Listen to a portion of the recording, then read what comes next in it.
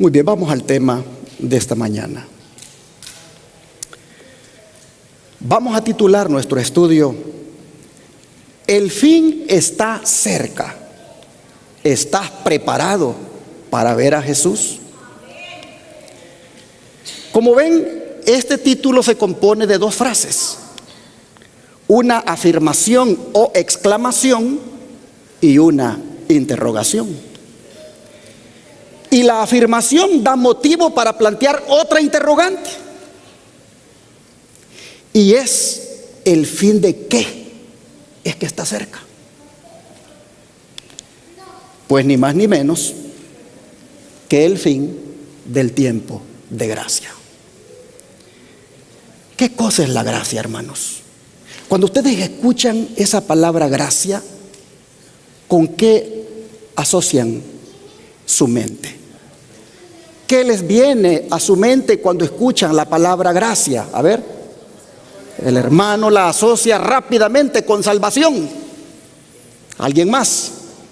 ¿Con qué la asocian esa palabra gracia?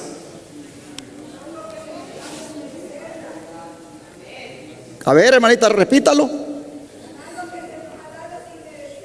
Oh, como un regalo que Dios nos ha dado sin merecerlo.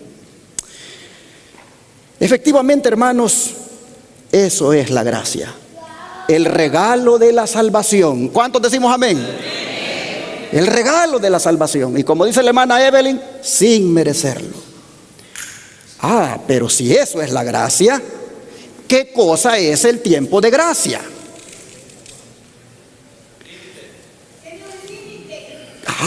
Que está limitado ese tiempo para ver si decides agarrar el regalo o no agarrarlo.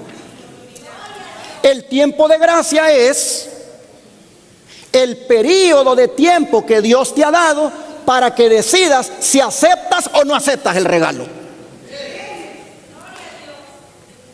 Y entonces, hermanos y hermanas, el título de nuestro tema dice que ese tiempo de gracia está cercano a su fin. Pero si va a tener un fin, o si tiene un fin, es porque tuvo un comienzo. ¿Cuándo comenzó? Vamos al libro de Romanos, capítulo 5, versículo 12 al 21, para ver qué nos dice el apóstol Pablo en cuanto al tiempo cuando comenzó la gracia. Romanos capítulo 5, versículo 12 al 21.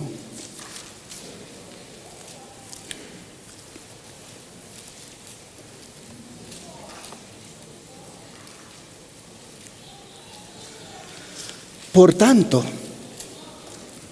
como el pecado entró en el mundo por un hombre, y por el pecado la muerte, así la muerte pasó a todos los hombres por cuanto todos pecaron.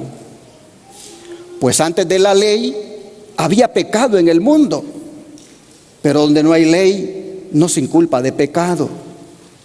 No obstante, reinó la muerte desde Adán hasta Moisés, aún en los que no pecaron a la manera de la transgresión de Adán, el cual es figura del que había de venir.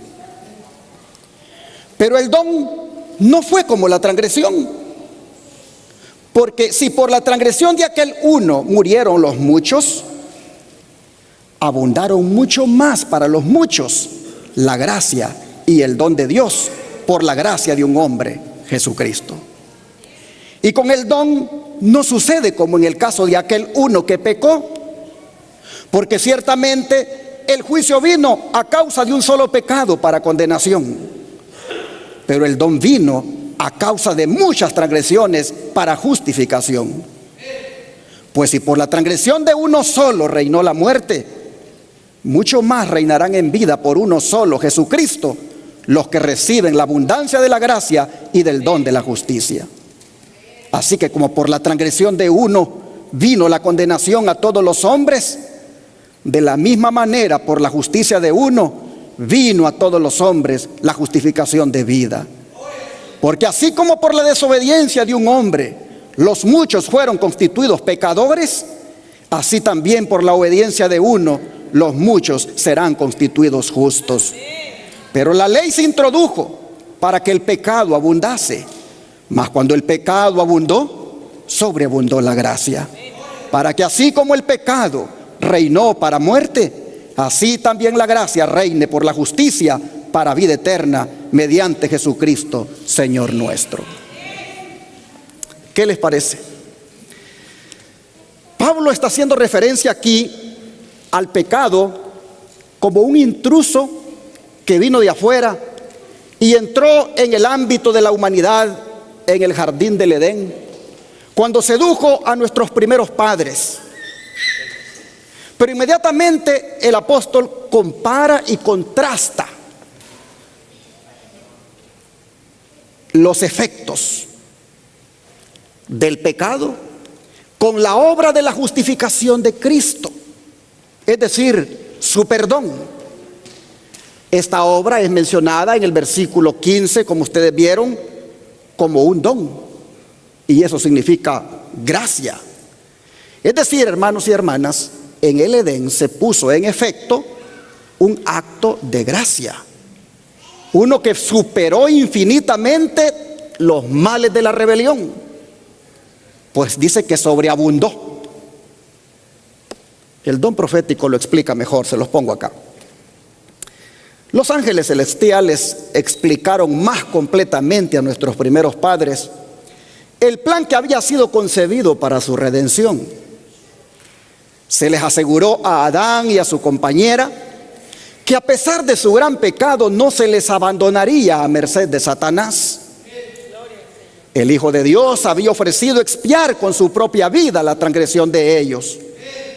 Se les otorgaría un tiempo de gracia y mediante el arrepentimiento y la fe en Cristo podrían llegar a ser de nuevo hijos de Dios. Patriarcas y Profetas, página 52. Así que, como ustedes pueden ver, queda respaldado que el tiempo de gracia comenzó en el Edén. Pero noten ustedes, dice el don profético que la gracia es una oferta que sería otorgada por un tiempo. Es decir, la humanidad ha tenido tiempo para decidir si acepta o no el regalo que Dios le ofrece.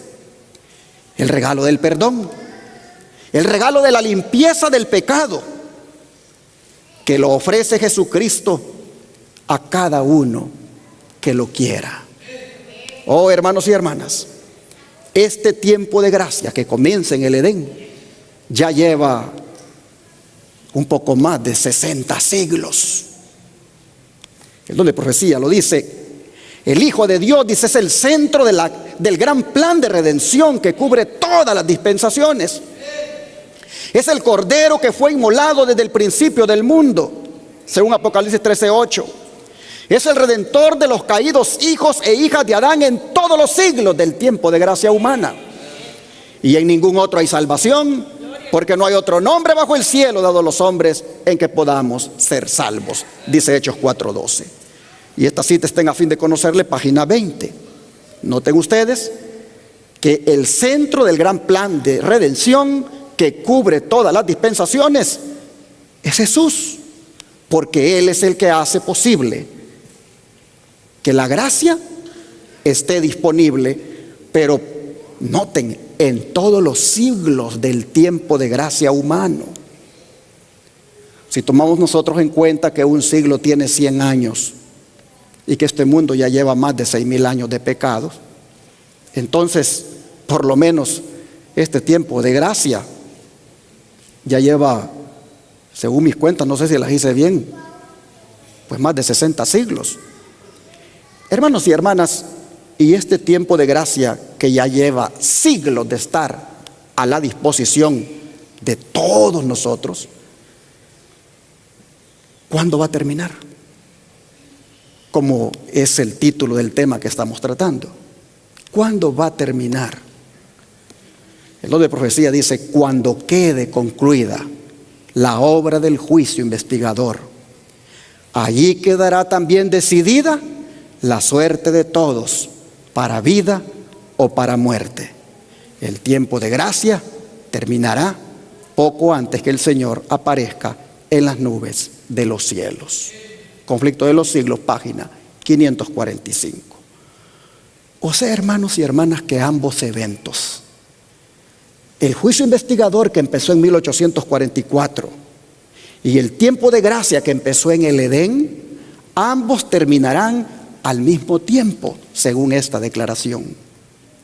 Y esto le imprime un significado más solemne a nuestro estudio. Porque quiere decir entonces que cuando se tome nuestro nombre para ser juzgado en el juicio que se está llevando a cabo en el cielo en este momento, si nos mantenemos todavía, hermanos y hermanas, viviendo bajo la gracia del Señor, entonces tendremos el privilegio de que nuestros nombres queden allí en el libro de la vida, que es uno de los libros que se abren en el juicio. Vamos a leerlo. Apocalipsis capítulo 20, versículo 12. Apocalipsis 20, versículo 12.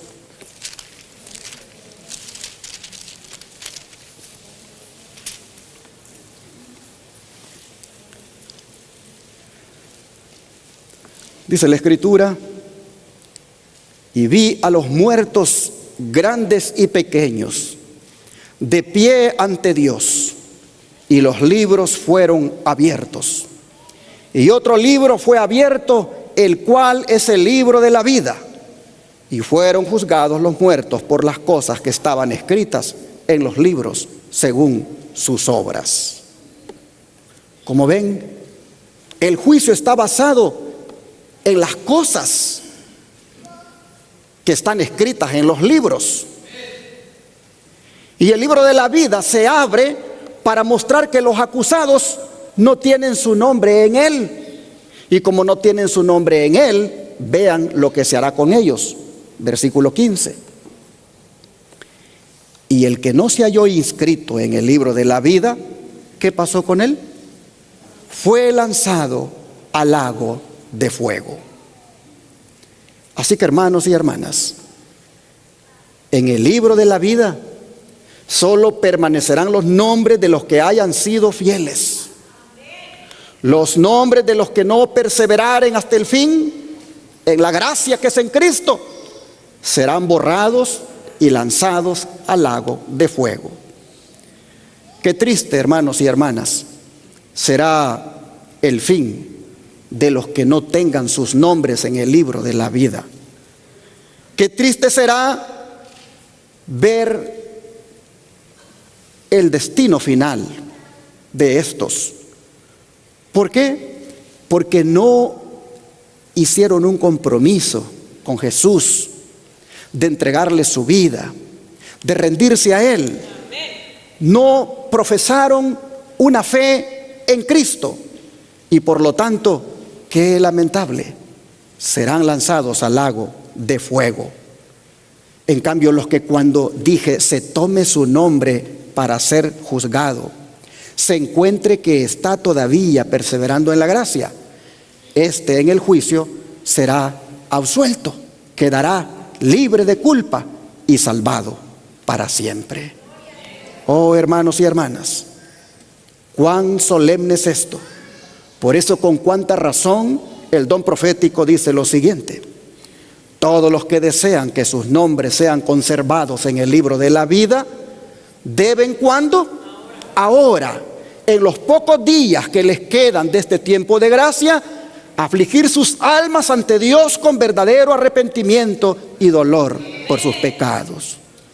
Cristo su Santuario, página 122. ¿Qué debemos hacer, dice, en los pocos días de gracia que nos quedan? Afligir nuestras almas ante Dios con verdadero arrepentimiento y dolor por nuestros pecados.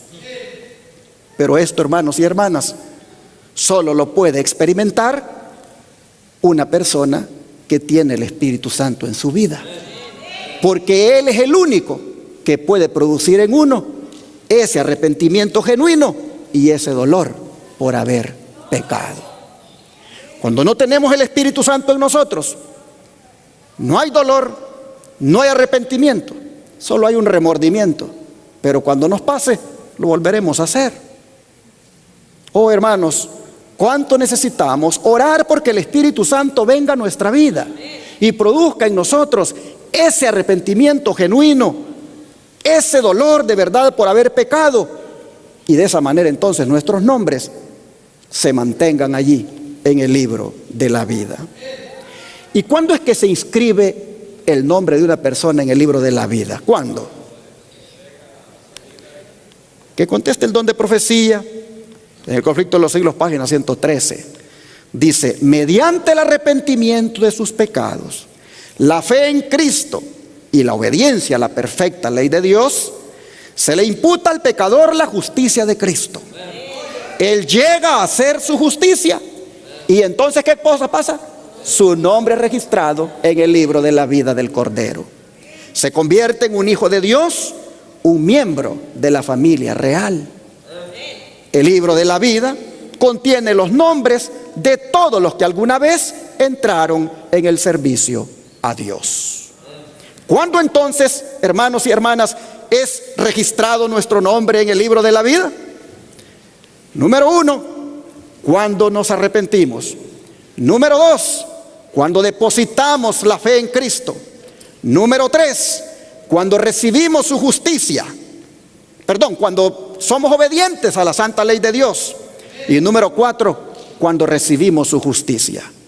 Mediante estas 4 cosas es que nuestro nombre entonces es registrado en el libro de la vida del Cordero. Interesante que solo entonces, dice, es que nos convertimos en un hijo de Dios. Solo entonces es que venimos a ser miembros de la familia real.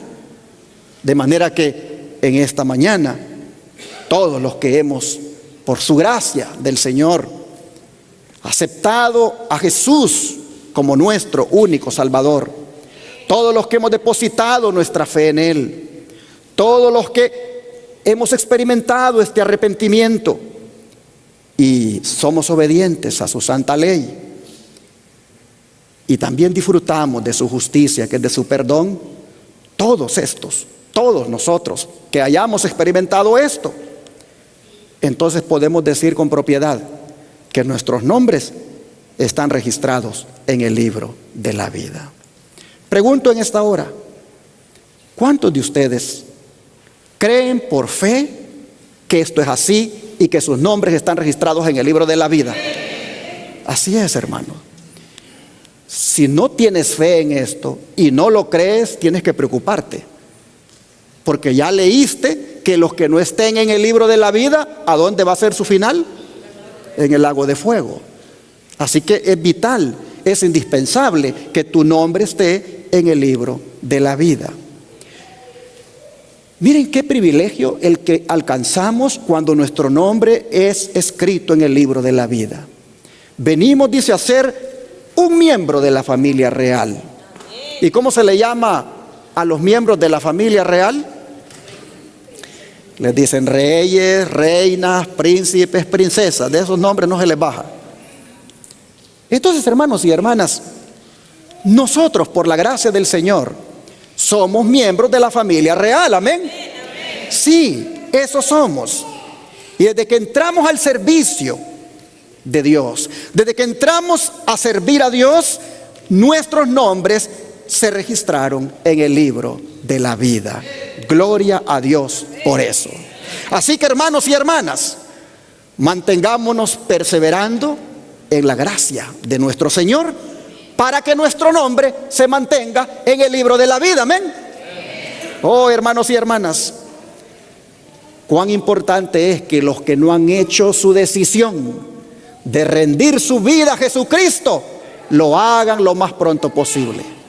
Cuán importante es que no posterguen esa decisión de rendir su vida al Señor, porque entre más luego rindan su vida a Cristo, más luego se registra su nombre en el libro de la vida.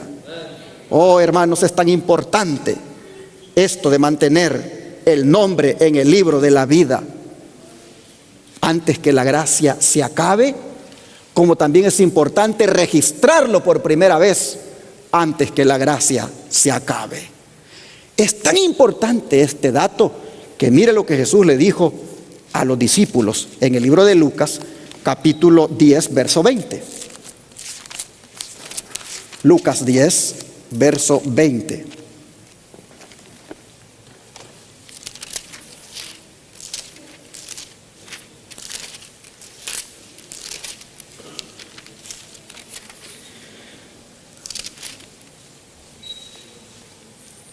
Dijo el Señor: pero no os regocijéis de que los espíritus se os sujetan, sino regocijaos de que vuestros nombres están escritos en los cielos. Aquí el énfasis, hermanos y hermanas, la base para el regocijo es que los nombres de nosotros estén registrados en los cielos. Los discípulos venían bien contentos porque hasta los demonios se les sujetaban y en el nombre de Jesús los echaban fuera. Pero el Señor está diciéndoles que es cierto, el poder y las manifestaciones poderosas que han hecho les han fascinado, pero lo más esencial, les dice, es que los nombres de ellos estén escritos en el cielo, porque si están escritos en el cielo, tendrán la vida eterna. Oh, hermanos, la ciudadanía en los cielos es mucho más importante que la capacidad de hacer milagros o de echar demonios. Eso es lo que Jesús está diciendo. Era cierto que les había dado todo el poder, pero su mayor gloria, les dice, es que sus nombres estén escritos en el cielo. Oh, hermanos y hermanas, otra razón importante para mantener nuestro nombre en el libro de la vida es porque eso nos va a dar derecho de entrar en la santa ciudad, la Nueva Jerusalén.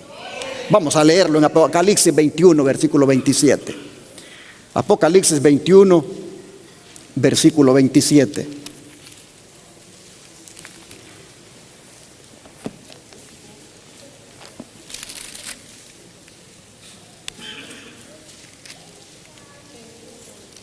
Dice la Escritura de la siguiente manera, 21:27: no entrará en ella ninguna cosa inmunda o que hace abominación y mentira, sino solamente ¿quiénes? Los que están inscritos en el libro de la vida del Cordero. Así que, hermanos y hermanas, si queremos entrar por las puertas eternas, mantengamos nuestro nombre en el libro de la vida. Y no hay mejor manera de mantener nuestro nombre en el libro de la vida que siendo victoriosos sobre el pecado. Por eso el Señor le dice a los vencedores en Apocalipsis 3:5. Apocalipsis 3:5.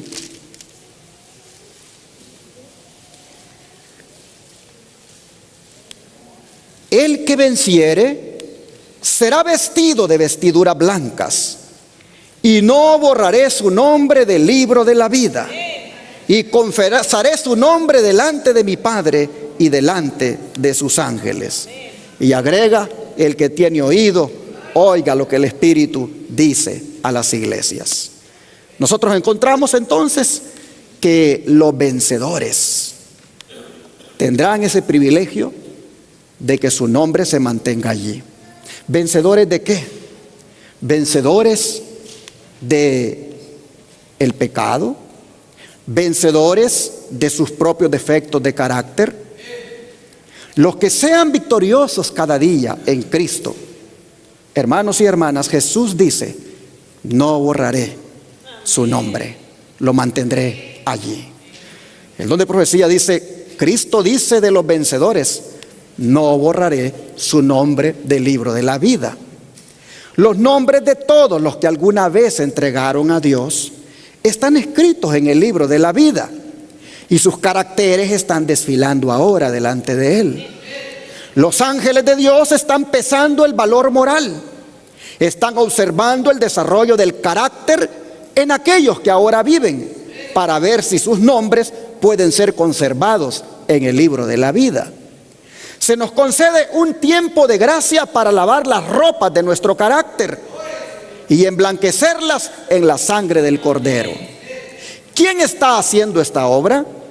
¿Quién se está separando del pecado y del egoísmo? Hermanos y hermanas, esto es vital. Lograr la victoria cada día sobre nuestro carácter, manteniendo, como dice acá, las vestiduras blancas que el Señor nos ha dado. Y el agente para mantener blancas las vestiduras es la sangre de Cristo Jesús.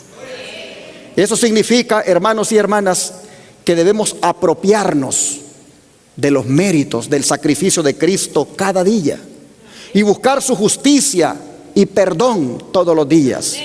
Solo así se cumplirá la promesa: no borraré su nombre del libro de la vida. Prácticamente Jesús aquí le está asegurando al pecador arrepentido que sus pecados han sido perdonados.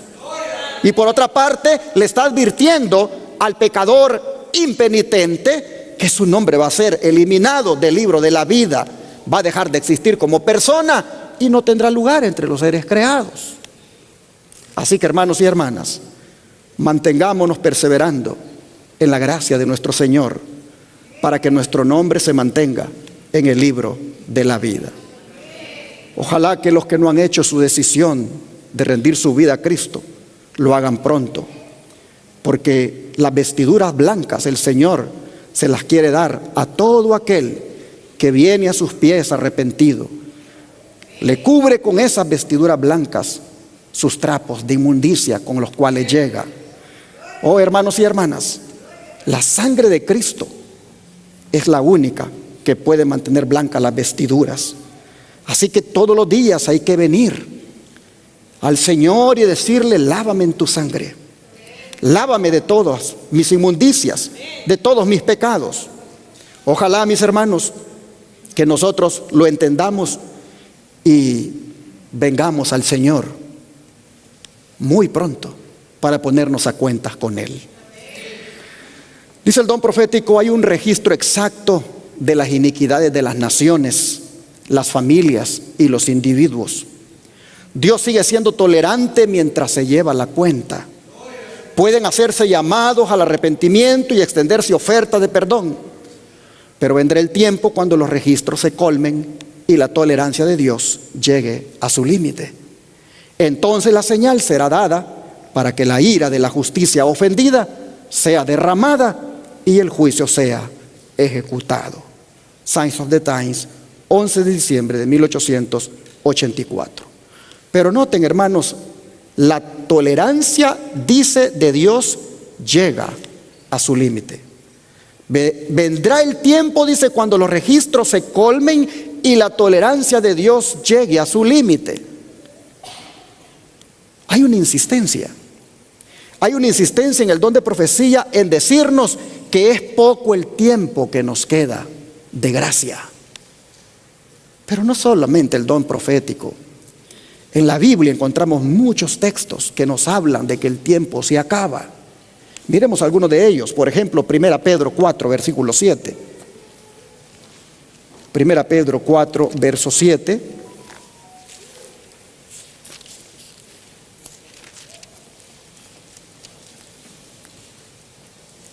Dice el apóstol: mas el fin de todas las cosas se acerca. Sed pues sobrios y velad en oración.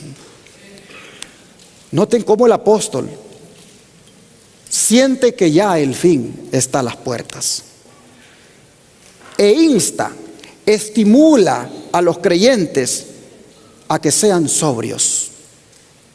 ¿Qué es eso de ser sobrio? No es otra cosa sino tener una mente sana.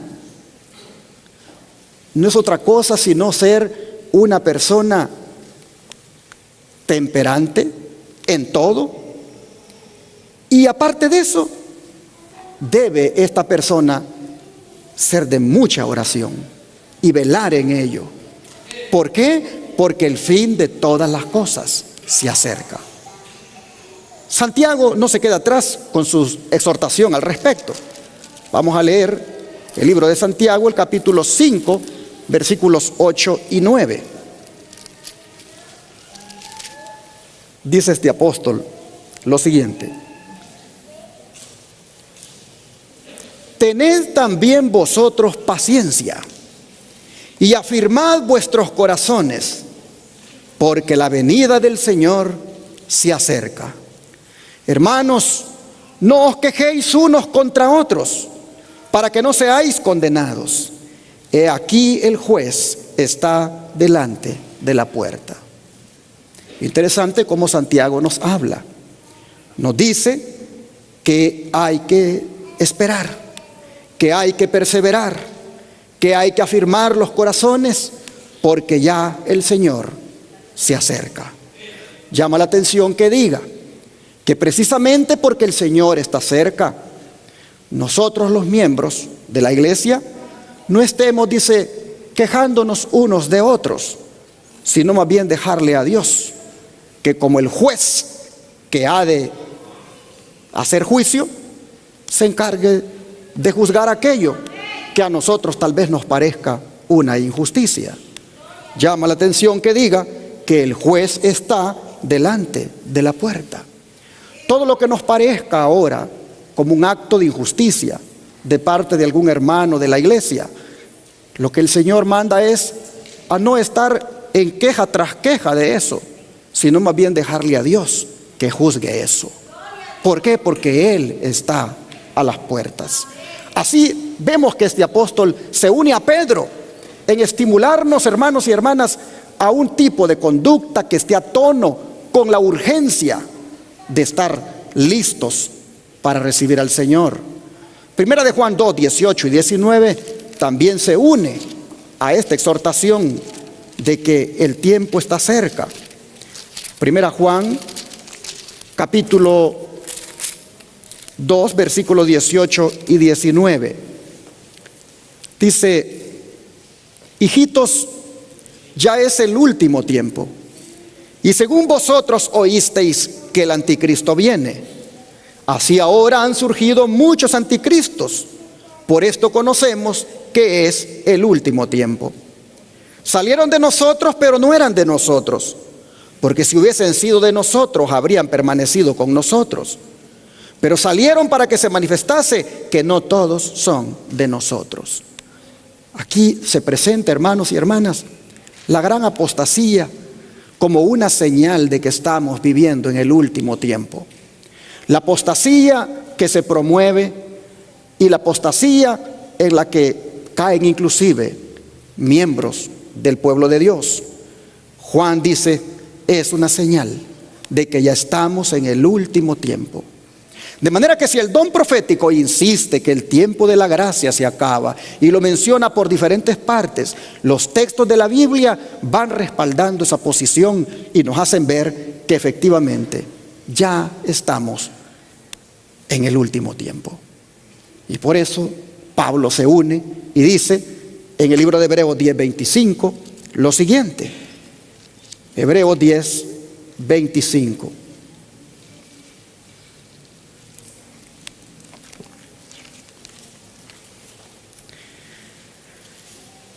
Y considerémonos unos a otros. Vamos a leer del 24. Y considerémonos unos a otros para estimularnos al amor y a las buenas obras, no dejando de congregarnos como algunos tienen por costumbre, sino exhortándonos, y tanto más cuanto veis que aquel día se acerca. Así miramos entonces la premura con la que hablaban los apóstoles en cuanto al día de la venida del Señor.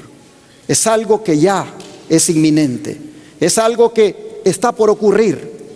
Y le hablaban hacia la iglesia para estimularla a la consagración, para estimularla a la entrega, para estimularla a la oración, para estimularla a congregarse, para estimularla a mantenerse fiel.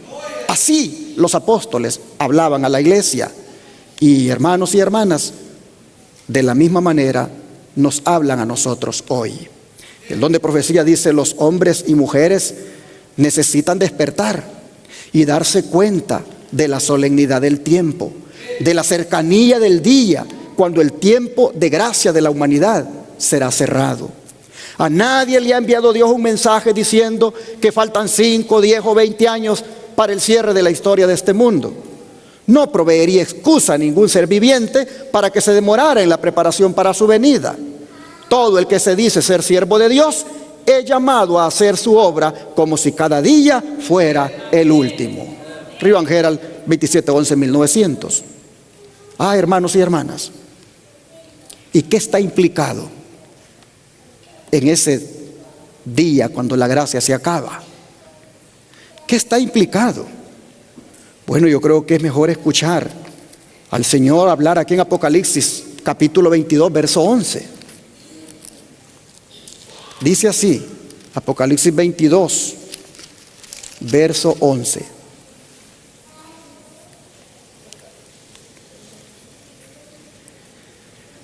El que es injusto, sea injusto todavía. Y el que es inmundo, sea inmundo todavía. Y el que es justo, practique la justicia todavía. Y el que es santo, santifíquese todavía. Y cierra en el 12. He aquí yo vengo pronto y mi galardón conmigo, para recompensar a cada uno según sea su obra.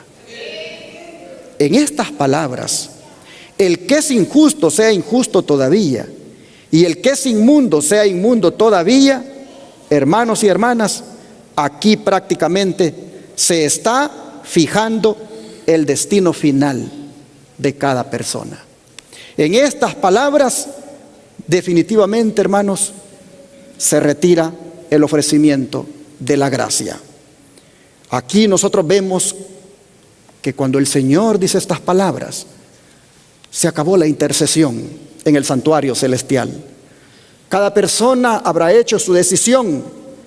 Ya no se puede hacer más y el destino de cada uno ha quedado fijado. El Señor dice: los que quedaron en el libro de la vida por ser santos, sigan disfrutando de la santidad. Nadie los puede mover ya más de allí, porque así los encontré y ahí los dejo. Pero los que fueron encontrados en su impiedad, en su pecado, en su injusticia, sigan, dice el Señor, en su injusticia y en su pecado, porque nada pueden hacer ya más. Su caso está decidido. Oh, hermanos y hermanas, solemnes las palabras que acabamos de leer, para reflexionar y decidir desde ya qué destino yo quiero tomar. El don de profecía dice: cuando Jesús deje de abogar por el hombre, los casos de todos serán decididos para siempre. El tiempo de gracia se cierra, cesan las intercesiones de Cristo en el cielo. Este tiempo viene por fin para todos en forma repentina, y los que hayan descuidado la purificación de sus almas mediante la obediencia a la verdad serán hallados durmiendo. Testimonios para la Iglesia, tomo 2, página 173. ¿Quiénes son los que van a ser hallados durmiendo? Los que hayan descuidado la purificación de sus almas mediante la obediencia a la verdad. Es decir, los que no hicieron caso al llamado de Dios. Con cuánta razón el apóstol Pablo dice que no durmamos, dice, como los demás, sino que velemos y seamos sobrios. Oh, hermanos, vean esta revelación. Inadvertida, dice, como ladrón a medianoche, llegará la hora decisiva que fija el destino de cada uno, cuando será retirado definitivamente el ofrecimiento de la gracia que dirigiera a los culpables. Conflicto de los siglos, página 481. El mundo, hermano, va a quedar dividido en dos grupos: justos e impíos. Las plagas comenzarán a ser derramadas inmediatamente que el Señor haya dicho las palabras que leímos de Apocalipsis 22:11, y esas plagas caerán sobre aquellos que no estuvieren escritos sus nombres en el libro de la vida. Cuán importante, hermanos y hermanas, es hacer la decisión ahora. La decisión más sabia de la vida, como es la de abandonar el pecado y rendir nuestra vida al Señor. Llegará el momento, hermanos y hermanas, cuando todos nosotros hemos de comparecer como reos ante el tribunal. Pero estaremos allí como reos o con una seguridad o con un gran miedo. Si hemos hecho de Jesús nuestro abogado, estaremos seguros en ese tribunal, porque nuestro abogado para con el Padre, dice la Biblia, es Jesucristo el justo. Y Él, por lo tanto, como hemos estado con Él, hemos mantenido esa relación íntima con Él, Él nos defenderá. En cambio, aquellos otros reos que no les importó Jesús en su vida, que vivieron una vida lejos del Señor, tendrán razones para estar ahí temblando y solamente para escuchar ese veredicto de que sigan siendo sucios, que sigan en su pornografía, que sigan en su pecado, que sigan en su adulterio, en su fornicación, que sigan en las drogas, que sigan en cualquier acto delictivo, que sigan, porque eso es lo que quisieron y eso es ahora lo que les toca, pero viene para ellos el castigo.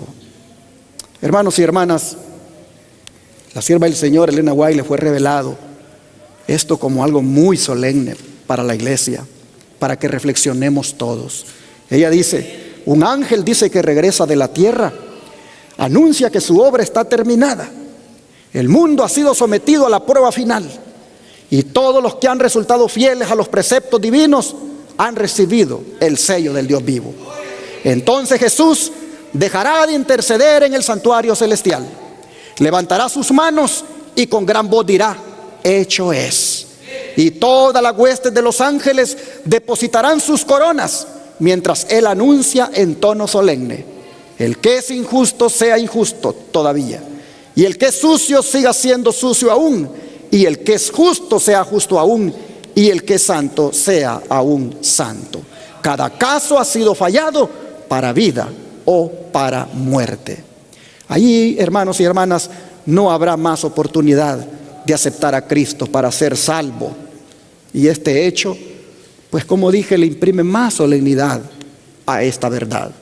Los fallos habrán sido dados, los fallos para vida recaerán sobre los justos y los fallos para muerte recaerán sobre los impíos. Jesús, hermanos, lo estuvo diciendo en su ministerio terrenal de diferentes maneras. Jesús, a través de muchas parábolas, Él estuvo diciendo cómo será esto del fin del tiempo de gracia. Miremos, por ejemplo, una de ellas, la del trigo y la cizaña, Mateo 13, versículo 24 al 30. Mateo 13, versículo 24 al 30.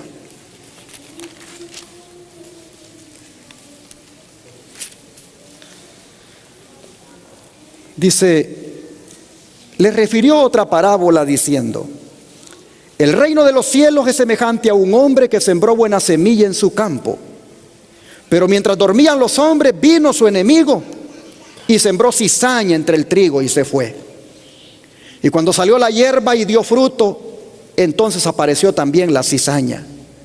Vinieron entonces los siervos del padre de familia y le dijeron: Señor, ¿no sembraste buena semilla en tu campo? ¿De dónde pues tienes cizaña? Él les dijo: un enemigo ha hecho esto. Y los siervos le dijeron: ¿quieres pues que vayamos y la arranquemos? Él les dijo: no sea que al arrancar la cizaña arranquéis también con ella el trigo. Dejad crecer juntamente lo uno y lo otro hasta la siega. Y al tiempo de la siega yo diré a los segadores: recoged primero la cizaña y atadla en manojos para quemarla, pero recoged el trigo en mi granero. Ahora escuchen los versículos 36 al 43. Dice: entonces, despedida la gente, entró Jesús en la casa, y acercándose a él sus discípulos le dijeron: explícanos la parábola de la cizaña del campo. Respondiendo él les dijo: el que siembra la buena semilla es el Hijo del Hombre. El campo es el mundo. La buena semilla son los hijos del reino y la cizaña son los hijos del malo. El enemigo que la sembró es el diablo. La siega es el fin del siglo y los segadores son los ángeles. De manera que como se arranca la cizaña y se quema en el fuego, así será en el fin de este siglo. Enviará el Hijo del Hombre a sus ángeles y recogerán de su reino a todos los que sirven de tropiezo y a los que hacen iniquidad, y los echarán en el horno de fuego. Allí será el lloro y el crujir de dientes. Entonces los justos resplandecerán como el sol en el reino de su Padre. Y el que tiene oídos para oír, oiga. Así que va a haber una separación. Y la separación del trigo y la cizaña, hermanos y hermanas, ha sido revelado por el don profético, que es algo que ya ocurrió, o está ocurriendo, mejor dicho, que es algo que ya empezó a ocurrir. Se los pongo acá. Dice: muchos que se creen cristianos serán hallados faltos al fin. El hombre juzga por la apariencia, pero Dios juzga el corazón. La cizaña y el trigo han de crecer juntamente hasta la cosecha. Y la cosecha, ¿qué cosa es? El fin del tiempo de gracia. Palabra del Gran Maestro, página 50. Así que, ¿qué cosa es la cosecha? El fin del tiempo de gracia. ¿Y cuándo comenzó esa cosecha? ¿O cuándo comienza esa cosecha? Vean esta declaración. El tiempo del juicio es un periodo muy solemne, cuando el Señor reúne a los suyos de entre la cizaña. Los que han sido miembros de la misma familia son separados. Se coloca una señal sobre los justos. Y serán para mí, dice el Señor, especial tesoro. Ha dicho Jehová de los ejércitos, en el día que yo actúe, y los perdonaré como el hombre que perdona a su hijo que le sirve. Los que han sido obedientes a los mandamientos de Dios se unirán con el grupo de los santos en luz. Ellos entrarán por las puertas de la ciudad y tendrán derecho al árbol de la vida. El uno será tomado, su nombre estará en el libro de la vida, mientras otros con los cuales él se asoció tendrán la señal de la eterna separación de Dios. Testimonios para Ministros, página 234. Si ustedes ven, unos dicen que van a ser tomados. Nosotros hemos leído en la Escritura que Cristo dijo que cuando Él venga va a ser lo mismo que ocurrió con Noé en los días del diluvio, que unos fueron tomados y otros fueron dejados. Bueno, según esta declaración, los tomados serán los que queden registrados en el libro de la vida. Serán tomados para salvación. Pero llama la atención que la obra del juicio investigador ha sido presentada aquí como la cosecha. O sea que en estos momentos Cristo ya comenzó a separar el trigo de la cizaña. Cada vez que Él toma el nombre de un individuo, es tomado como trigo para el granero celestial, si lo encuentra que está perseverando en la fe, o es tomado como cizaña para el fuego, si lo encuentra que está en limpiedad. Nosotros sabemos que el juicio ha comenzado ya. Desde 1844 esta obra de separación ha comenzado a suceder. De manera que la separación del trigo y la cizaña empezó desde 1844. Y lo que define a la gente como trigo o cizaña es la aceptación o rechazo del mensaje de los tres ángeles. Miren esta declaración. Vi luego el tercer ángel. Dijo mi ángel acompañante: su obra es terrible, su misión es tremenda. Es el ángel que ha de separar el trigo de la cizaña y sellar o atar el trigo para el granero celestial. Estas cosas debieran absorber completamente la mente y la atención. Primeros Escritos, página 118. Así que, hermanos y hermanas, en la parábola del trigo y la cizaña, prácticamente Cristo nos habló de la separación que ha de hacer en el juicio que ya empezó de cada nombre que vaya tomando para ser juzgado. Siempre se ha dicho, en algún momento comenzará el juicio de los vivos. y entonces nos tocará a nosotros. Pero ¿desde cuándo venimos diciendo eso? Nadie sabe cuándo va a comenzar el juicio de los vivos.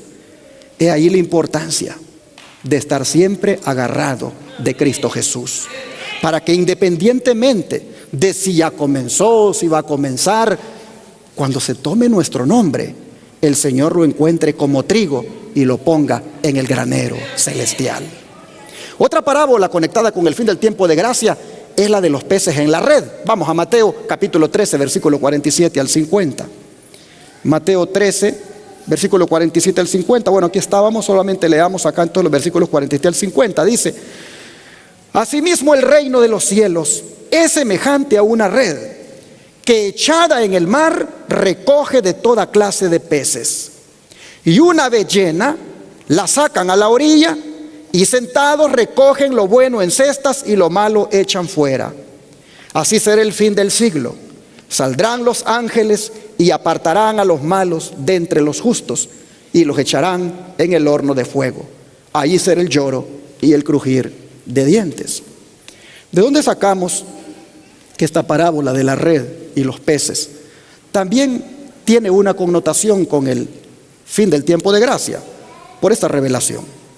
Dice: tanto la parábola de la cizaña como la de la red enseñan claramente que no hay un tiempo en el cual todos los malos se van a volver a Dios. El trigo y la cizaña crecen juntos hasta la cosecha. Los buenos y los malos peces también son llevados juntamente a la orilla para efectuar una separación final. Además, estas parábolas enseñan que no habrá más tiempo de gracia después del juicio. Una vez concluida la obra del Evangelio, sigue inmediatamente la separación de los buenos y los malos, y el destino de cada clase de personas queda fijado para siempre. Así, hermanos y hermanas, vemos que entonces que la separación de los peces buenos y malos es un equivalente a la separación de los justos y los injustos en el gran juicio que Dios está llevando a cabo. Otra parábola que habla del mismo tema y que nos ocupa esta mañana y nos debe poner también a trabajar en la obra es la de los talentos. Mateo 25, 14 al 30.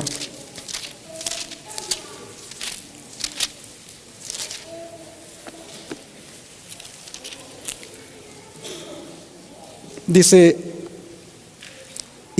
porque el reino de los cielos es como un hombre que yéndose lejos llamó a sus siervos y les entregó sus bienes.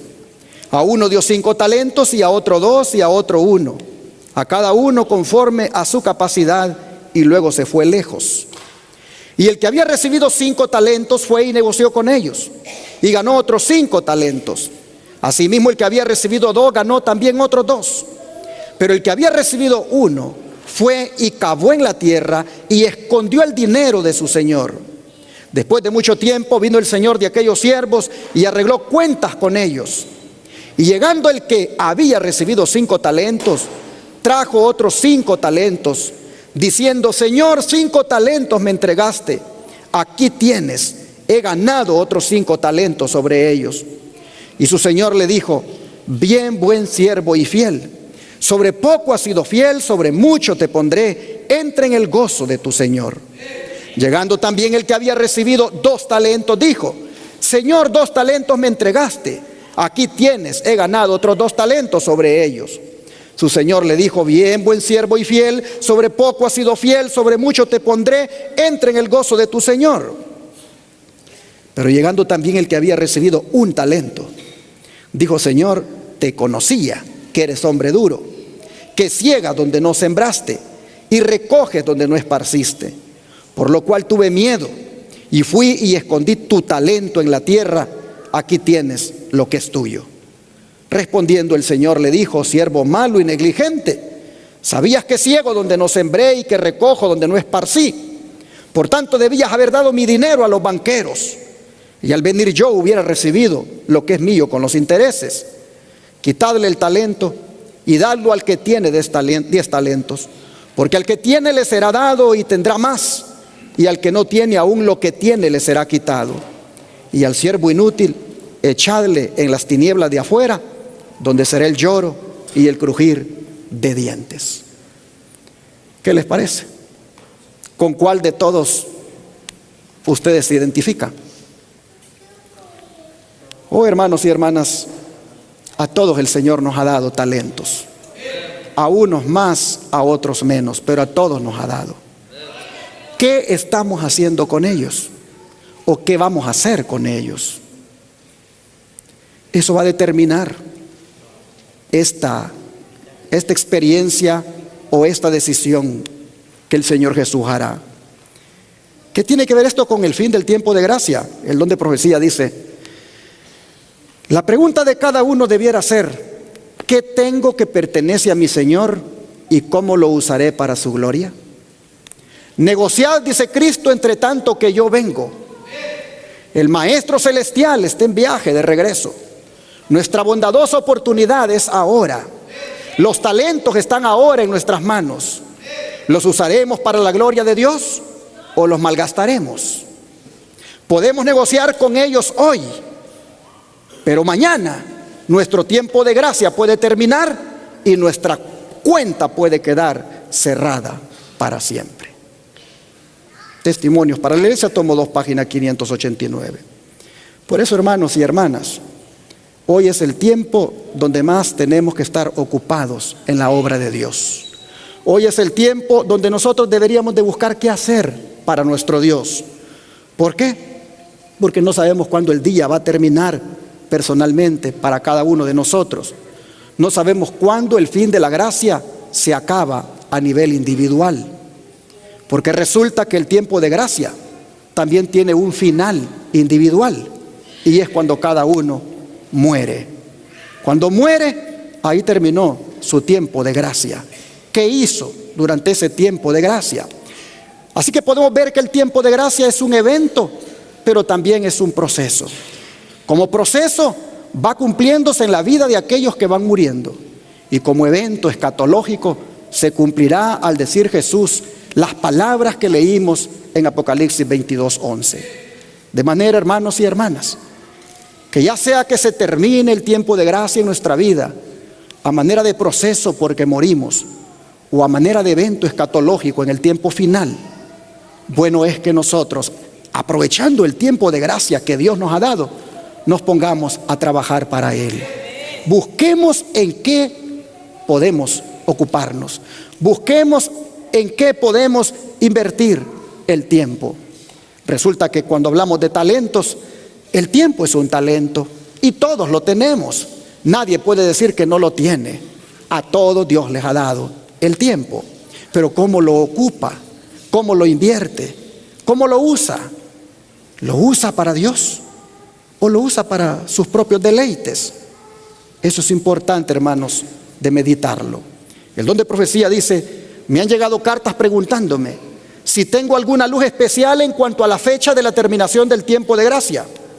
Y contesto que solo tengo este mensaje que dar: que ahora es el tiempo de trabajar mientras dura el día, pues viene la noche cuando nadie puede obrar.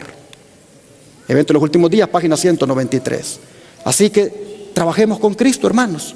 Cooperemos con Cristo, sobre todo en el desarrollo de nuestro carácter, que es lo único que vamos a llevar al cielo. El don de profecía dice: las preciosas horas del tiempo de gracia os son concedidas para que podáis eliminar todo defecto de carácter. Y esto debéis procurar hacer no solo a fin de obtener la vida eterna, sino para ser útiles en esta vida. Un buen carácter es un capital de más valor que el oro o la plata. Interesante, Consejo sobre Maestros, página 215. Deberíamos tomarnos en serio, hermanos, cuando el Señor nos habla en su palabra como lo está hablando ahora. Separación final viene. Cuentas tenemos que dar. Allí se acabará para toda la raza humana viviente para ese tiempo el fin del tiempo de gracia y al mismo tiempo el juicio que se está llevando a cabo. Dice: repetidas veces Dios ha llamado a los que amaban los placeres y ha hecho fulgurar la luz de su palabra a través de su senda para que pudiesen ver su peligro y escapar. Pero siguen adelante bromeando mientras van por el camino ancho, hasta que al fin termina su tiempo de gracia. Consejos para la Iglesia, página 132. Un joven que lo conocí porque lo vi cuando nació ahí en la iglesia, lo miré cómo se comenzó a desarrollar dentro del pueblo de Dios. Lo comencé a mirar muy talentoso, el niño, conforme iba creciendo. Ya cuando este servidor se vino a Estados Unidos, ya estaba entrando a la adolescencia y pues no supe más de él. Lo triste es cuando me dicen hace un tiempo atrás que lo mataron. ¿Y cómo así? Bueno, dice, porque cuando llegó justo a esa edad de la adolescencia, se hartó de la iglesia, se hartó de estar allí con sus padres y quiso saber lo que era el mundo. Y se fue al mundo y allí anduvo con otros vagabundos. Y en una de esos atracos que hubieron, cuando la autoridad perseguía a los delincuentes, allí andaba él y allí murió. Cuánto me dio de tristeza, porque dije, ¿cómo se pudo echar a perder una vida tan joven? ¿Cómo pudo hartarse de las cosas de Dios y terminar así? La sierva del Señor dice que hay lamentablemente muchos que aman los placeres, van adelante bromeando, van por el camino ancho sin tomar en cuenta que se les puede acabar el tiempo de gracia mientras están en el mundo. Es por eso, jóvenes, que valdría la pena que ustedes no se harten de Dios, no se harten de la iglesia, no se harten de la verdad presente. Abracen este mensaje, atesórenlo en su corazón, déjense santificar por él, y así cuando el tiempo de gracia se acabe, ustedes serán tomados como trigo para ser puestos en el granero celestial. El don de profecía dice, es necesario despertar a los hombres y hacerles sentir su peligro para inducirlos a que se preparasen para los solemnes acontecimientos relacionados con el fin del tiempo de gracia. El profeta de Dios declara, grande es el día de Jehová y muy terrible. ¿Quién lo podrá sufrir? Así dice Joel 2:11. Así, hermanos y hermanas, vemos que es necesario compartir con otros estos mensajes solemnes. Se necesitan estos mensajes. Si estos mensajes se predicaran en todas las iglesias del Israel moderno y los jóvenes pusieran atención y los adultos también, hubiera una iglesia preparada para ser llevada por Cristo Jesús. Pero si el Señor viniera hoy, tristemente, encontraría una iglesia mediocre, mezclada con paganismo y cristianismo, con el mundo metido por todos lados en su vida, porque no hay un mensaje que le diga, tu tiempo de gracia se está acabando, toma en serio tu salvación. Tú puedes ir a todas las iglesias que quieras y encontrarás que mensaje de preparación, de urgencia, de que el fin de la gracia se acaba y que es menester consagrarse, tú vas a ver que brillan por su ausencia en los púlpitos. De manera, hermanos, que necesitamos compartir estos mensajes. Necesitamos que los televidentes, los radioyentes y las personas con quienes nos relacionamos sepan que esto está por terminarse. Dice el don profético, los acontecimientos relacionados con el fin del tiempo de gracia y la preparación para el tiempo de angustia han sido presentados con claridad, pero hay miles de personas que comprenden estas importantes verdades de modo tan incompleto como si nunca hubieran sido reveladas. Satanás procura arrebatar toda impresión que podría llevar a los hombres por el camino de la salvación. Conflicto de los siglos, página 580. ¿Por qué, hermanos y hermanas, Satanás arrebata toda impresión? ¿Por qué? Porque a muchos no les interesa su salvación. Muchos viven como en los días de Noé. Viven en sus propios deleites. No comprenden que esto se acaba. Satanás les arrebata la impresión. Mira, hermano, hermana, cada vez que venimos nosotros aquí al templo a escuchar la palabra, el Señor nos impresiona con algún texto bíblico. El Señor nos impresiona con alguna cita del don profético. Pero ¿sabes qué? Si tú esa impresión que el Señor hace no la atesoras y la analizas y la capitalizas en un cambio de vida, pronto Satanás te la arrebata. Y entonces no ocurrió nada en tu vida. Oh hermanos, es tiempo de que nosotros, como dice el apóstol Pablo, despertemos del sueño, porque la salvación está cerca. Jesús dijo en Mateo 24, leamos acá Mateo 24, versículo 37 al 39. Mas como en los días de Noé, así será la venida del Hijo del Hombre. Porque como en los días antes del diluvio estaban comiendo y bebiendo, casándose y dándose en casamiento, hasta el día en que Noé entró en el arca, y no entendieron hasta que vino el diluvio y se lo llevó a todos. Así será también la venida del Hijo del Hombre. Es decir, nos pueden agarrar, hermanos, desprevenidos y podemos correr la suerte de los antediluvianos. El don de profecía dice: los justos y los impíos van a continuar viviendo en la tierra en su estado mortal. Los hombres seguirán plantando, edificando, comiendo, bebiendo, inconscientes todos ellos de que la decisión final e irrevocable ha sido pronunciada en el santuario celestial. Antes del diluvio, después que Noé hubo entrado en el arca, Dios le encerró en ella, dejando fuera a los impíos. Pero por espacio de 7 días, el pueblo, no sabiendo que su muerte estaba decidida, que su suerte estaba decidida, continuó en su indiferente búsqueda de placeres y se mofó de las advertencias del juicio que le amenazaba. Así, dice el Salvador, será también la venida del Hijo del Hombre. Inadvertida, como ladrón a medianoche, llegará la hora decisiva que fija el destino de cada uno, cuando será retirado definitivamente el ofrecimiento de la gracia que se dirigiera a los culpables. Hermano y hermana, ¿eres culpable tú de algún pecado? ¿Estás aquí en calidad de culpable de alguna falta? ¿Estás aquí en calidad de culpable de una desobediencia o rebelión? Bueno, precisamente para ti entonces es el mensaje. El Señor te ofrece su gracia ahora. El Señor quiere solucionar el problema de tu vida, de tu culpa, de tu rebelión, de tu pecado. El Señor te ofrece su gracia y te perdona ahora si tú quieres. Pero hermanos y hermanas, yo creo que debemos también escuchar las palabras de Jesús que están registradas en Marcos 13, versículo 35 y 36. Marcos 13, versículos 35 y 36. Dice: velad pues, porque no sabéis cuándo vendrá el Señor de la casa, si al anochecer o a la medianoche, o al canto del gallo o a la mañana, para que cuando venga de repente no os halle durmiendo.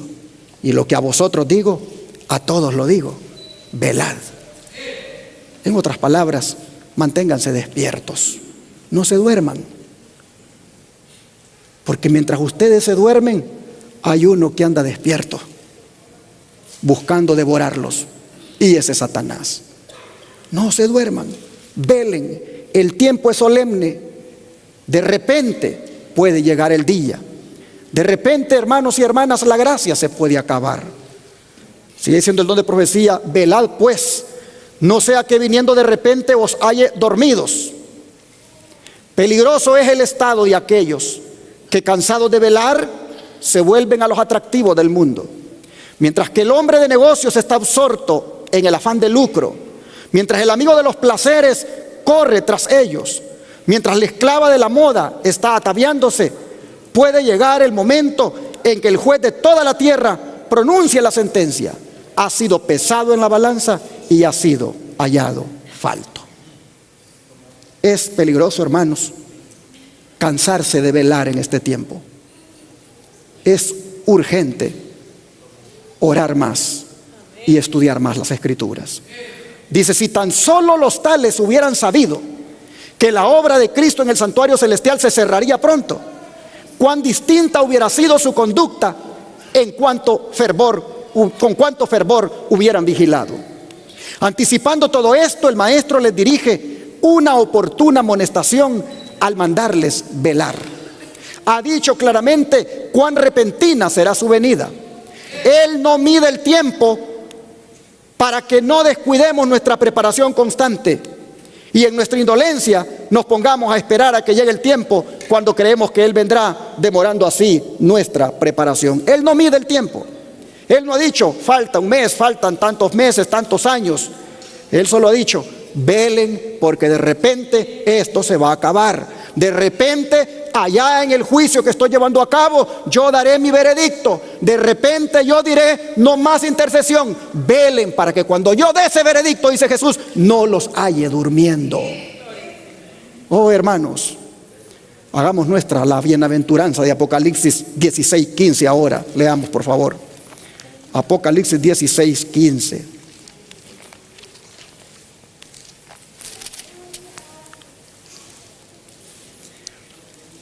He aquí yo vengo como ladrón. Bienaventurado el que vela y guarda sus ropas para que no ande desnudo y vean su vergüenza. ¿Para quién va a venir Cristo como ladrón, hermanos? Cristo va a venir como ladrón para aquellos que no lo esperan, para aquellos que oyen de que se acaba y se acaba y se acaba el tiempo, pero como que no fuera para ellos, pues para ellos entonces va a venir como ladrón.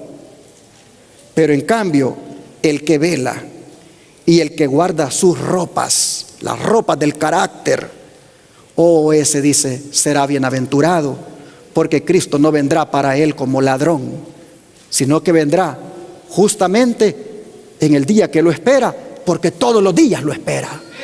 Todos los días está listo para recibirle. Oh, mis hermanos, este pasaje está hablando de la forma sorpresiva en que va a finalizar el juicio investigador y que va a concluir el tiempo de gracia.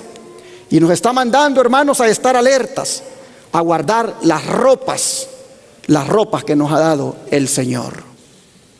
Las ropas que se requieren para uno estar en esas bodas que Él celebrará. Mateo 22, vamos a leer de eso. Mateo 22, versículo 8 al 14, dice de la siguiente manera.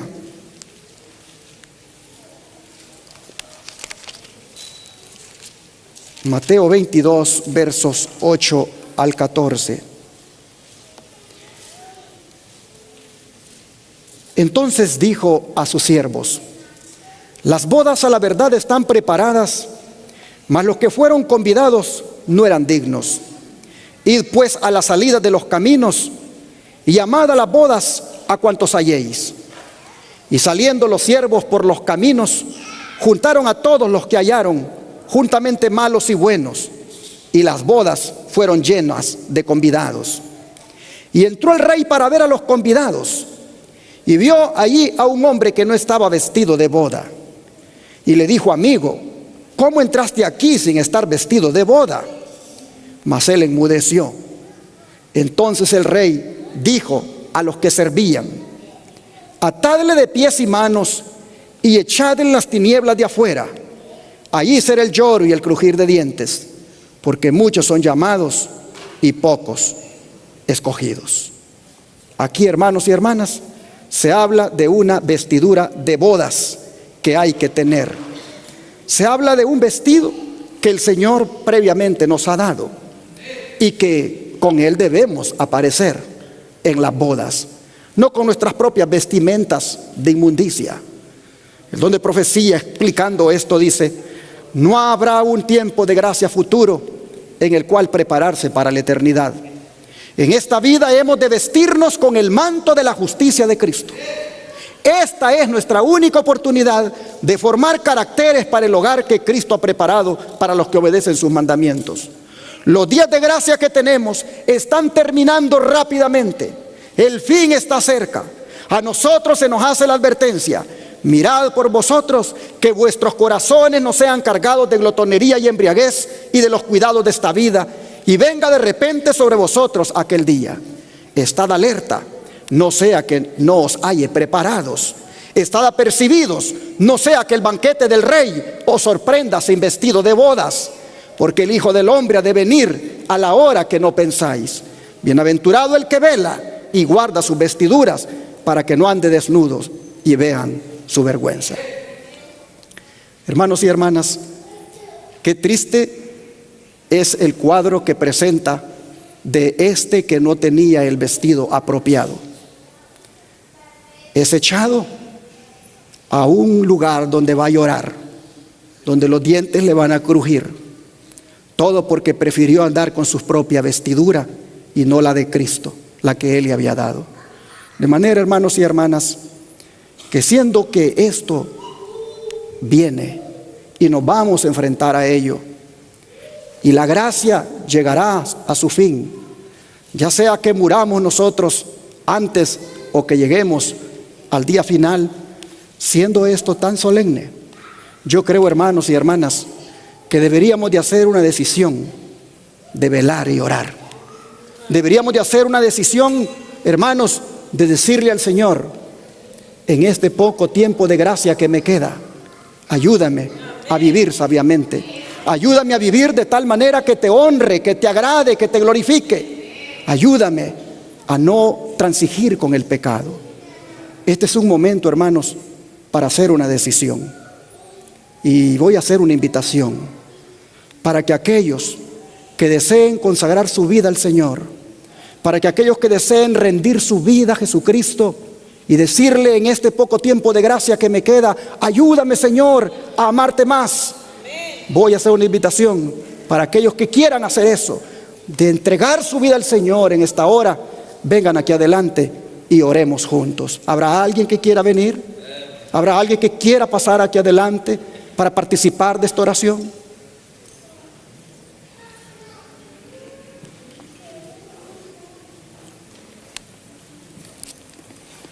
No tengo que insistir en llamar, porque no soy yo el que estoy llamando. Es el Señor el que llama en su palabra. Y con una llamada basta para entender que hay que hacer un compromiso con el Señor.